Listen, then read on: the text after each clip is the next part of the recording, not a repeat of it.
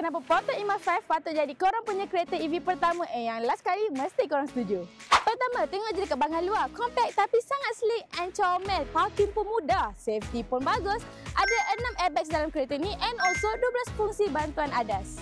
Nombor 2, pengecasan dari 30% hingga 80% hanya dalam 21 minit sahaja. WLTP boleh pergi sejauh 325 km sesuai untuk penggunaan harian dan mesra bandar. Bukan tu je, boleh V2L lagi untuk guna plug 3 pin. Boleh guna untuk camping, nak charge laptop. Mudah kan?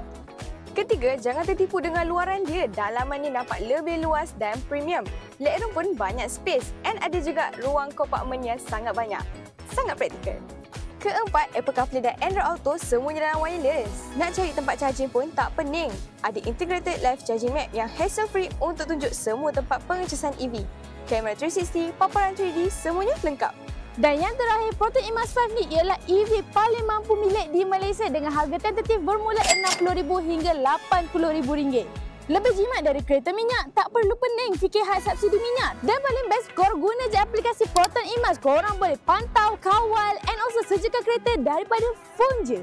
Tempah sekarang dengan hanya RM99 dapatkan touch and go RM100 dan rebat RM500 terhad hanya kepada 5,000 pelanggan pertama sahaja. Apa lagi tak cukup? Semua ada. Tempat E-Mas 5 korang sekarang.